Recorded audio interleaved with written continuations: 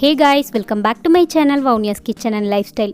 இன்னைக்கு நம்ம சேனல்ல plain biryani அதாவது குஷ்கா எப்படி பண்றதுன்னு தான் பார்க்க போறோம். இது நான் பாஸ்மதி ரைஸ்லயோ இல்ல சீரக சம்பா ரைஸ்லயோ பண்ண போறது இல்ல. நம்ம வீட்ல ரெகுலரா யூஸ் பண்ற நார்மல் ரைஸ்ல தான் பண்ண போறேன். சோ வாங்க இதை எப்படி பண்றதுன்னு பார்க்கலாம். ஒரு பாத்திரத்தில் தேவையான அளவுக்கு எண்ணெய் ஊற்றிக்கலாம். எண்ணெய் காஞ்சதும் பட்டை, லவங்கம், பிரியாணி இலை, அன்னாசி பூ எல்லாத்தையும் சேர்த்து வதக்கிக்கலாம். இது கூடவே பெரிய வெங்காயம் நீல வாக்கில் கட் பண்ணது, பச்சை மிளகாய் ரெண்டுத்தையும் ஒன்றா சேர்த்து வதக்கிக்கலாம். வெங்காயம் சீக்கிரம் வதங்குறதுக்காக நான் கொஞ்சமாக உப்பு சேர்த்துக்கிறேன். இப்போ வெங்காயம் பாதி வதங்கிருச்சு. இது கூடவே நம்ம அரைச்சி வச்சுருக்க இஞ்சி பூண்டு பேஸ்ட் சேர்த்து நல்லா வதக்கிக்கலாம்.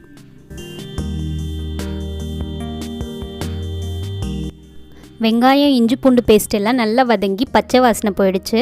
இப்போ இது கூட நம்ம கட் பண்ணி வச்சுருக்க தக்காளி சேர்த்து வதக்கிக்கலாம். தக்காளி கொஞ்சமாக வதங்கினதுக்கப்புறம் இது கூடவே 1 கப் அளவுக்கு தயிர் எடுத்து வச்சுருக்கேன், அதையும் சேர்த்து வதக்கிக்கலாம்.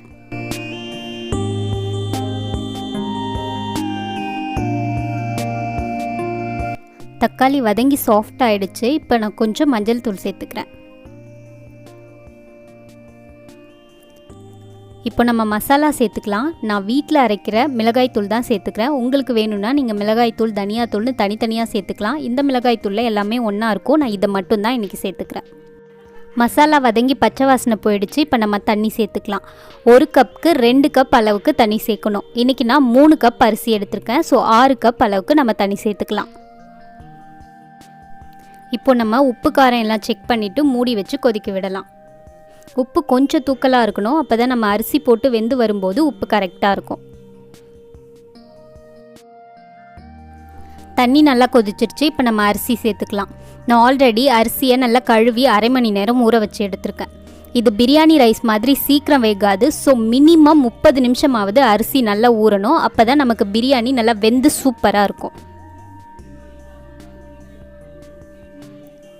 இப்போ கடைசியாக உப்பு எல்லாம் செக் பண்ணிவிட்டு மூடி வச்சு வேக விடலாம்.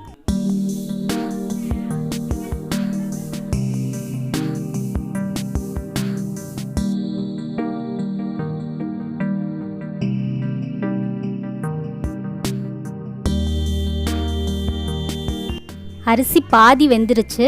இந்த ஸ்டேஜில் நான் கொஞ்சம் புதினாவும் கொத்தமல்லியும் கட் பண்ணி வச்சுருக்கேன், அதை சேர்த்து மிக்ஸ் பண்ணி விட்டுக்கலாம். ஸோ இதனால் நம்ம பிரியாணி நல்லா கமகமன்னு வாசனையாக இருக்கும்.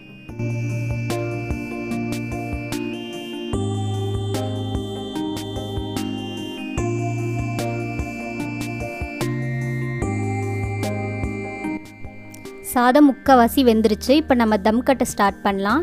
இது மேலே இப்போ கொஞ்சமாக ஃபுட் கலர் நான் ஆட் பண்ணிக்கிறேன். இதனால நம்ம பிரியாணி நல்லா கலர்ஃபுல்லாக இருக்கும்.